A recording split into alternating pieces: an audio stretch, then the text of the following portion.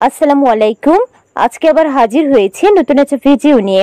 আজকের ভিডিও গর্ভাবস্থার শেষ 3 মাসে গর্ভবতী মায়েরা যে সকল ভুল করে থাকে, এই ভুলের ফলে গর্ভের বাচ্চার কি ক্ষতি হয় এবং করণীয় কি, সবকিছুর বিস্তারিত আলোচনা থাকছে ভিডিওতে। শেষ পর্যন্ত দেখুন। ভালো লাগলে টিপস বাংলা চ্যানেলটিকে সাবস্ক্রাইব করতে ভুলবেন না। গর্ভবতী মায়েরা এমন কিছু কাজ করে থাকে যা শরীরের কোনো কাজে তো আসেই না, বরং উল্টো ক্ষতি হয় গর্ভের বাচ্চার, এমনকি মায়েরও।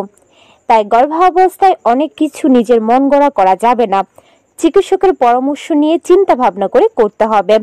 গর্ভাবস্থার শেষের দিকে মায়েরা এমন কিছু ভুল করে থাকে যার ফলাফল গর্ভের বাচ্চাকে হয়তোবা ভুগতে হতে পারে। প্রথম যে ভুলটি করে থাকে তা হচ্ছে অতিরিক্ত খাবার গ্রহণ। অনেকে ধারণা করে গর্ভের বাচ্চা এবং মা দুইজন বলে তাকে দ্বিগুণ খাবার খেতে হবে, বিশেষ করে গর্ভাবস্থার শেষের দিকে।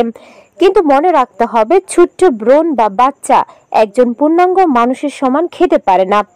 ফলে অতিরিক্ত খাবার গর্ভবতীর ওজন বাড়ায়, ডায়াবেটিস, প্রেসার, এমনকি অন্যান্য জটিলতা বৃদ্ধি করতে সাহায্য করে, যা থেকে মা এবং শিশু উভয়েরই প্রাণ নিয়ে টানাটানি পর্যন্ত হতে পারে। কাজেই প্রথম 3 মাস পুষ্টিকর খাবার খান, আর শেষের 3 মাসে 250 থেকে 300 ক্যালোরি একটু বেশি খেলেই চলবে। সেই ক্ষেত্রে একটা কলা, ছোট এক বাটি সিরিয়াল আর 1 গ্লাস দুধ অতিরিক্ত খেতে পারেন।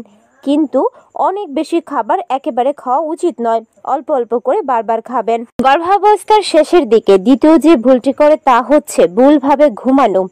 মায়েরা আরামে ঘুমানোর অবস্থান খুঁজতে যেয়ে ভুল অবস্থানে ঘুমিয়ে পড়ে, যার ফলে গর্ভের বাচ্চার সঠিকভাবে অক্সিজেন পায় না। এর ফলে গর্ভের শিশুর নানা শারীরিক সমস্যা, এমনকি শিশু মৃত্যু পর্যন্ত ঘটতে পারে। তাই গর্ভাবস্থার শেষ 3 মাসে বাম কাত ফিরে ঘুমানো নিরাপদ। উপর কিংবা চিত হয়ে একেবারে ঘুমানো যাবে না। তবে ডান কাত ফিরেও যদি ঘুমিয়ে থাকতে দেখেন, ভয় পাওয়ার কিছুই নেই। ভুল ওষুধ খাওয়া। সামান্য অসুস্থ হলেই ডাক্তার না দেখিয়ে অনেক গর্ভবতীরাই ওষুধ সেবন করে থাকেন। নিতান্ত সাধারণ ওষুধ থেকেও গর্ভের বাচ্চা জন্মগত ত্রুটি, এমনকি বিভিন্ন ধরনের সমস্যা নিয়ে জন্মগ্রহণ করতে পারে। কাজেই বদহজম, কোষ্ঠকাঠিন্য, জ্বর, সর্দি, বমি হওয়া অথবা সামান্য অন্য কোনো ধরনের রোগ দেখা দিলে নিজের ইচ্ছে মতো ওষুধ সেবন করবেন না। অবশ্যই চিকিৎসকের পরামর্শ নিয়ে খেতে হবে। গর্ভবতী মায়েরা আরেকটা যে ভুল করে থাকে সেটা হচ্ছে পছন্দের খাবার একেবারে এড়িয়ে চলা। মিষ্টি, ভাজাভুজি, মশলাদার খাবার কম খেতে বলা হয় ঠিকই, কারণ এতে ওজন বেড়ে যেতে পারে এবং অপুষ্টিও হতে পারে। কিন্তু পছন্দের খাবার পুরো বন্ধ করে দিলে এতে করে স্ট্রেস বেড়ে যাবে, যা গর্ভের বাচ্চা এবং মায়ের জন্য একেবারেই ভালো নয়। কাজেই ব্যালেন্স করতে হবে। আপনার যদি মিষ্টি খেতে ইচ্ছে করে, সেক্ষেত্রে কিশমিশ, খেজুর, ফল বা অন্যান্য খাবার খেতে পারেন। আর নোনতা খাবার ইচ্ছে করলে বাদাম, কাজু, পেস্তা খান। খুব ইচ্ছে করলে চিকিৎসকের পরামর্শ নিয়ে মাঝে মধ্যে বাহিরের খাবারও খেতে পারেন, তবে সেটা অবশ্যই সীমিত পরিমাণের খেতে হবে। বাহিরের খাবার কেন খেতে বলছি? কারণ যাই খান না কেন, শুধু পুষ্টি নয়, আপনার মনে তৃপ্তিটা হওয়াও জরুরি। গর্ভাবস্থায় আরো একটি ভুল হচ্ছে কম ঘুমিয়ে কাজ সেরে রাখা। অনেক গর্ভবতী ভাবে যেহেতু ঘুম আসছে না, তাহলে বাড়ির অন্যান্য কাজগুলো সেরে নেওয়া যাক।